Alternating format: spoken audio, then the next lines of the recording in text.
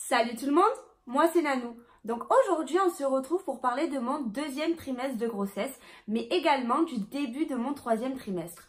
Pourquoi? Parce que Princesse est pressée de sortir, donc du coup je ne sais pas si je pourrais vous faire une vidéo entièrement dédiée à mon troisième trimestre de grossesse. Donc je préfère inclure le début de mon troisième trimestre dans la vidéo du deuxième, comme ça vous pourrez avoir un petit avis. Il faut savoir aussi que cette vidéo je ne l'ai pas du tout préparée, je vais vous parler telles les choses elles se sont passées, donc j'ai pas les mots des médecins, enfin j'ai pas les termes exacts, mais ce deuxième trimestre a été assez compliqué pour ma part. Donc à la fin de mon premier trimestre, donc j'avais pas énormément de symptômes mis à part la fatigue et tout ce qui s'ensuit, mais arrivé à mon deuxième trimestre, nickel. Franchement, le début de mon deuxième trimestre, rien à dire, tout allait très bien. Mon ventre commençait à sortir, donc je me sentais de plus en plus enceinte, même si je l'étais déjà depuis quelques mois. Mais franchement, magique. Et arrivé le 19 octobre, donc ça fait pas si longtemps que ça parce que nous sommes là à l'heure actuelle où je filme la vidéo, nous sommes le 5 décembre. Donc arrivé le 19 octobre, il s'est passé... voilà, enfin, je vais parler cru dans cette vidéo, mais telles les choses, elles se sont passées. J'étais posée sur mon canapé en train de regarder la télé avec mes amis, enfin mon meilleur ami et mon chéri. Et on devait manger raclette ce soir-là. Et il y avait ma fille également. Et je me suis mise à perdre du sang. Je pensais que je perdais les os. Et j'ai dit à mon chéri, je crois que je perds les os.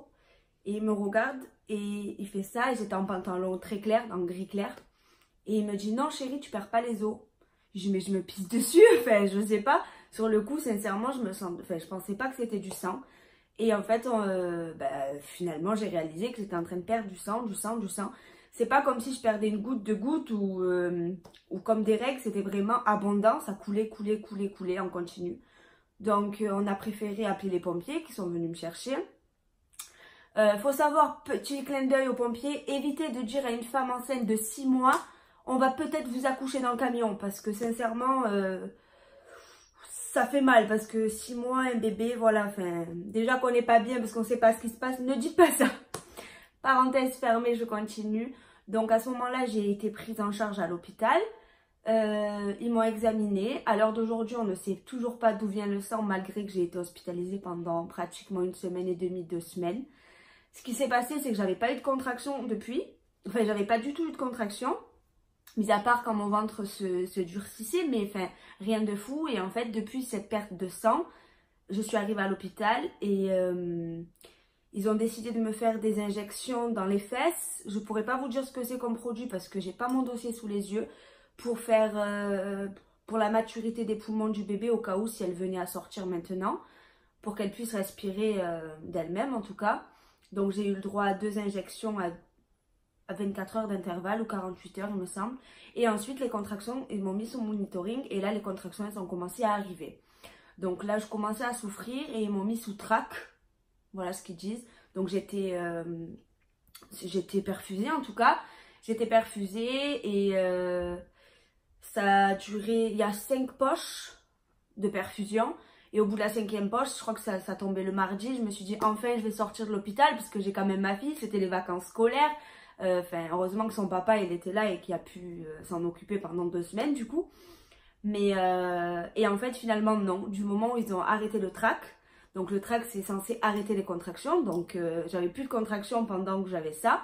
Je devais rester alitée les jambes en l'air. Et du moment où le trac s'est arrêté, les contractions sont revenues de nouveau. Donc à ce moment là ils m'ont remis 5 poches. Donc ça a rajouté encore 2 jours supplémentaires à l'hôpital. C'était compliqué, ma maman n'était pas là, était en vacances, mon chéri travaillait. Heureusement que j'ai mes amis qui sont venus me voir. J'avais pas ma fille, donc forcément, c'est vrai que c'est compliqué, on s'y attend pas. Mais finalement, au bout de la deuxième cure de trac, les contractions étaient toujours présentes, mais moins douloureuses quand ça s'est terminé. On m'a vérifié, on a mesuré mon col. Donc, il était à 34 mm. Fermé, bien fermé. Le placenta n'a pas bougé, il y avait assez de liquide amniotique. Donc ils m'ont autorisé à sortir de l'hôpital, mais avec un suivi de sage-femme 2 fois par semaine à la maison, monitoring. Donc depuis je suis sortie de l'hôpital, pardon. J'ai la sage-femme qui vient 2 fois par semaine. Les contractions sont toujours présentes. Mon col s'était raccourci à 30. Enfin, il avait raccourci encore à 30 mm. Donc, voilà, c'est tout petit. On se dit, les médecins ils me disaient, alitez, vous faites pas de voiture, votre fille à l'école, vous l'emmenez pas. Donc, heureusement que j'ai ma maman qui peut me dépanner. Enfin, c'est vrai que c'est compliqué quand on a déjà un enfant en bas âge. Je dis pas que quand on en a pas, c'est pas compliqué de rester alité, mais c'est vrai que quand on est de tempérament déjà à beaucoup bouger, parce que je ne supporte pas rester enfermée entre quatre murs. Mais alors quand on a son enfant en bas âge, qu'on doit rester allongé, lui expliquer qu'on peut plus la porter, c'est vrai que c'est compliqué. Et grâce à ce repos-là, sans médicaments, mais vraiment grâce au repos, mon col était remonté à 39 mm. Donc les médecins, ils étaient vraiment ravis. Enfin, ils m'ont dit c'est bien, continuez comme ça et tout. Et là, depuis 4 jours, j'avais des contractions très douloureuses. Ma sage-femme m'a fait un contrôle de col parce que j'avais rendez-vous 2 jours après au gynéco. Et mon col s'est raccourci à 30 mm. Donc, on me demande de repos. Là, je suis à 32 semaines et 3 jours à l'heure d'aujourd'hui. Et on m'a dit d'attendre 34 semaines au repos le plus possible. Et à partir de 34 semaines, on va dire que bébé, s'il vient à naître, si ma fille vient à naître, ses poumons sont pratiquement terminés. Donc, ce serait plus une grosse prématurée. Il y aurait beaucoup moins de risques. Parce que quand je suis rentrée à l'hôpital le 19 octobre, j'étais de 26 semaines quand même. Donc là, c'était très grosse prématurée si elle venait arriver, tout ce qui s'ensuit. On m'a parlé de césarienne d'urgence à l'hôpital Nord. Voilà, on m'a dit un tas de choses qui m'ont bien fait peur en tout cas. Mais elle est toujours dans mon bidou, donc c'est le principal. Donc là, je suis à 32 semaines et 3 jours. Je me repose. Voilà, j'ai rien d'autre à faire, mis à part me reposer, pas de ménage. Mon chéri, franchement, il gère et il travaille. Il rentre, il fait le ménage, il s'occupe des animaux, il s'occupe de ma fille. Voilà, enfin, sincèrement, heureusement qu'il est là, heureusement que j'ai ma famille, heureusement que j'ai mes amis qui sont là pour moi. Et on m'a dit de rester un maximum au repos jusqu'à ces 34 semaines. Et après, je pourrais reprendre ma vie petit à petit. En sachant que si elle vient à arriver, bon, ben, elle arrivera. Mais de toute manière, on ne peut pas stopper. Quand c'est le vrai travail, on ne peut pas le stopper. Qu'on fasse des piqûres, quoi que ce soit. Enfin, c'est vraiment compliqué de vraiment stopper le vrai travail de grossesse. Donc à l'heure actuelle, j'ai beaucoup de contractions par jour. J'en ai plus de 10, plus de 15, plus de 20. J'en ai énormément. Mais elles n'agissent pas en direct sur mon col. Donc c'est ça c'est le principal à l'heure actuelle. Parce que si elles agiraient sur mon col, j'aurais déjà accouché. Hein, donc je me repose, je fais attention. Sachez bien que voilà, moi, il s'est passé ça. On ne sait pas d'où ça vient, cette perte de sang ou quoi que ce soit. Mais chaque grossesse est différente. Donc, si vous venez à perdre du sang, allez à la maternité, téléphonez à la maternité. Ne vous dites pas, ben, elle n'a rien eu ou quoi que ce soit. Chaque grossesse est différente.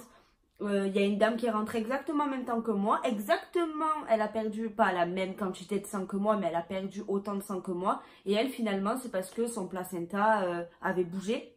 Alors que moi, pas du tout.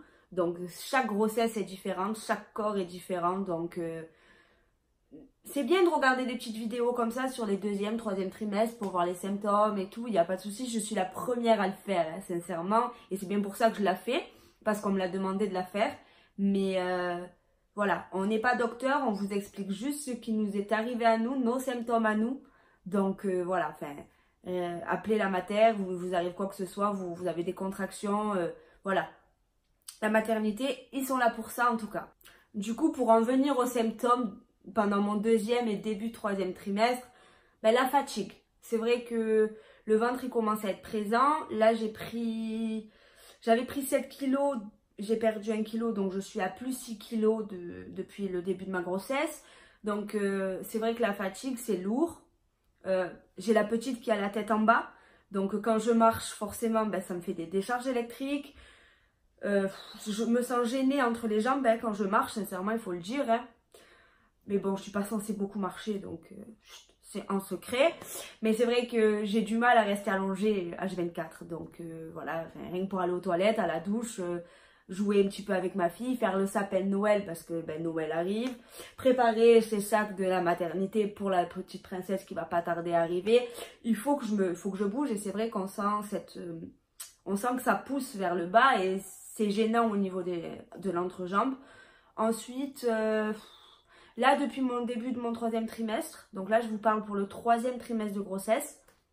Parce que mis à part des contractions pour le 2e, il n'y a pas eu grand chose et la fatigue. Pour le début du 3e trimestre de grossesse, je recommençais à avoir des nausées, ce que je n'avais pas beaucoup eu au 1er trimestre, ni pendant ma première grossesse, donc des nausées. Et alors, les remontées acides. Non mais ça, tout le monde me disait, les remontées acides, tu verras, nanani, nanana. Bon, je dis, mais je sais pas, je connais pas. Première grossesse, je l'ai pas eu, j'en aurai pas non plus pour la 2e. Ben, détrompez-vous, ouais. Comme quoi, on dit que chaque grossesse est différente, c'est la vérité. Des remontées acides horribles. Voilà, ça me prend vraiment le soir. La journée, j'en ai pas, mais alors le soir.